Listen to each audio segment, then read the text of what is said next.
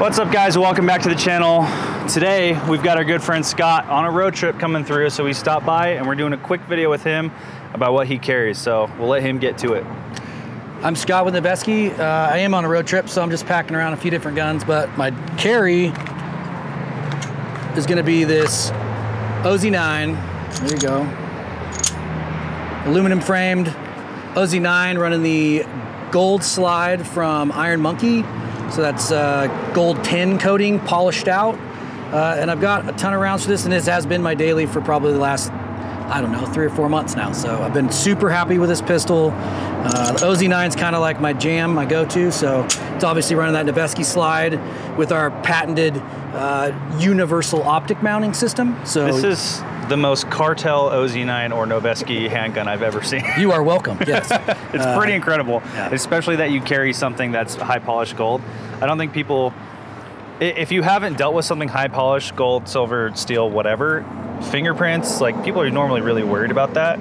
So pretty sick that he's just rocking it every day. As you'll notice, I'm not too worried about it. Yeah. But the coating has lasted super good on this, and I've been really happy with it. No problems at all with that.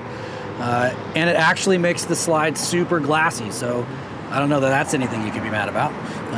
Yeah, that's the daily carry, and then as far as that's always going to be going in that tier 1 holster. This one's the Axis Elite, running that Noveske Rad Plaid. I'm always going to have a pad in there because that's, you know, just makes this thing even better. I've been through a ton of different holsters, trying out different stuff to see what works. This has been the best setup that I've ever had as far as holsters go. Comfortability, adjustability. If you haven't played around with a bunch of holsters and seen that they don't adjust, this is adjustable in any fashion that you want. And this has been the most comfortable, fastest holder I've ever been out of. So this is my go-to. Dude, that's great news. Hey, well, I know you guys probably figured Good out. thing you're here. Hey, that's why I came here. You know? And then running around with the new 14.56 arc, just an absolute hammer. Just playing around with some new layouts with that. And then running the titanium size 6 on there. And it has been... Yeah, this thing looks fresh. Yeah, well, the can looks fresh. The gun looks fresh. The gun, properly used and abused. I don't like to clean stuff, so... How do you like 6 arc? I haven't played with it a ton, but everyone I know that has loved it so far. I've been super happy with everything about 6 arc. I was at first kind of on the fence until I got to see it in use as far as like shooting bears with it, and then I became a pretty big fan. And then now, like, putting data together and seeing how that really compares to other calibers and the same size and what you can get out of it, and then watching people shoot it that can actually like shoot like Jared, can stretch these things out even like super, I mean, way farther than I can my own self personally do that. So the capabilities of this platform, I think, are going to continue to get bigger and bigger. We've just been super stoked on this setup. The 14.5's been a real absolute hammer, and it's a perfect size for that. And we're going to have a couple different configurations, so it's going to be... That's awesome. A couple different ways to run it. But yeah, there's also a little treat for you guys that haven't seen it. This one has the EOTech OGL laser on it. Only cool people like Scott have those right now. Yeah. And the irregular defense cheek riser. The short cheek riser pairs really well with this optic, so you can actually still get into your glass when you want to, and then be on your dot when you need to be on your dot. So yeah, that's been really, really helpful for that. This is about as nice as you can put a gun together. Like Badger, we love the guys at Badger. They make great mounts. This whole gun is set up really nice. How do you like this can? The can is perfect. Pretty, is it 6 mil? So that's a 5.56 can, but it runs a 6 mil. Because are these actually out yet? So this is a collab can between CGS and Slade, right? Right. So that's the size 6, and that's usually made in Inconel. And this is a titanium version of that. Okay. And it's a 5.56 dedicated, you said? Yeah, it's a 6 mil can, but it's a 5.56 can, I guess is what they call it. Suppressor technology, the way things are going with printing is nuts. I mean, it's super light for this gun setup, the way that I'm trying to shave weight by putting some other stuff on it, that it really pairs well with that. I'm not getting a ton of spark out of it, which has been really nice, and it's super quiet for what it is. That's awesome. Super happy. The can's holding up great even through pushing 6 arc through it, so it's been it's a badass little setup. It's coming. Oh yeah, I guess I didn't put that together. You're shooting 6 arc, but it's a 5.56 dedicated, so slightly overboard. Yep. A little more forgiving if you're putting it on an AK or something, I guess. Yeah. Something that might not exactly be concentric. It's nice that you can kind of squeeze that through there with no problem, and you can kind of get You don't have to have a can specifically for one thing or the other. So Yeah. that's been pretty handy.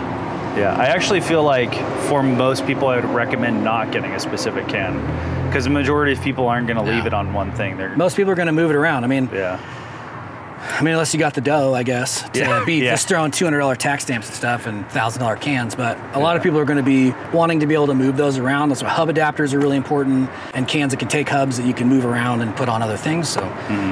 Modularity is the name of the game these days, and I think that's kind of where a lot of things are going. That was kind of the point with this optic system. So which is killer. That optic system is badass, and I don't think I'm yet to see a modular optic system that can get optics as low as a lot of the stuff you guys are doing. That was kind of the whole hope with this, was that you could deep cut. I got real tired of being like, okay, well, I want to run a different optic on this one, so now I got to get it cut specifically for that, and then I'm kind of pigeonholed into that optic on that slide. So. If you're running something like MOS or most of the like adaptable systems to run multiple optics, they sit pretty high typically, but theirs doesn't. And the front sight integration for me, I don't know if you want to see the front of it, the way they have it, so you can run a front sight, or I guess your rear sight in front, I should say. Yeah, it's called the rear mounted front-mounted rear sight. That's what it is. Front-mounted rear sight. Especially with my Acro, when I had that on my, it's just the Acro is such a small window to begin with. Having, if I also had irons behind it, it would have been. You'd never see anything. Yeah, it'd be borderline unusable. And the front and the sight that gets on this is going to be tucked in real low, so you can still use your iron sight, but it is out of the way. No. So, I mean, this is really developed to be running optics, and I mean, you're even seeing guys just running no irons on anything anymore. So it's kind of like they don't even need a backup sight. But. Yeah, I'm definitely in that category for some things, but mostly because I have more guns than I do irons to put on them. I'm the same. I'm the same. And I also don't have enough dots to put on everything either. So you're kind of like, well, they end up moving around between guns when it's like, I get a new slide, I want to put a new, I got to take this one off of that to put it on there. And it's nice just to be able to have to change out one little thing, and then boom, goes right on another slide. So. Yeah. Is there anything else in your daily carry that's interesting? Cool knives, cool. What can we see the profile of your house and car keys, so you guys can all go cut your own copies? There's car keys. Let's see. Hatchet. All right. Everyone loves a good little hatchet, little bone tomahawk action. If you've seen that movie, drop a comment, because that movie's insane. So this is Trained Monkey did this one for us. I just met those guys at the Peace of Minds thing. He's so nice. Him and his wife are awesome. Some of the nicest people ever. Yeah. This is a 1903 stock that they cut down and made a. Oh, that's cool. Grip out of. Always got some Mackay blades back here, just because he's a homie, and he cuts blades for me out of our old. Barrel blank drops. So these are all Noveske barrels that have been forged out into blades. So you get to go out there and he lets it do it in his garage. It's pretty sweet. That's badass. Yeah. That's really cool. So he's got a couple of those in there.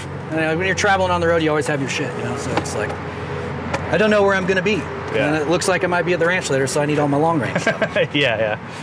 All right, well, thank you for taking us through things that you have with you pretty much every day. If you guys have questions for Scott or Noveske, drop them in the comments. We'll text them to him and try to answer them. We'll try to say, maybe?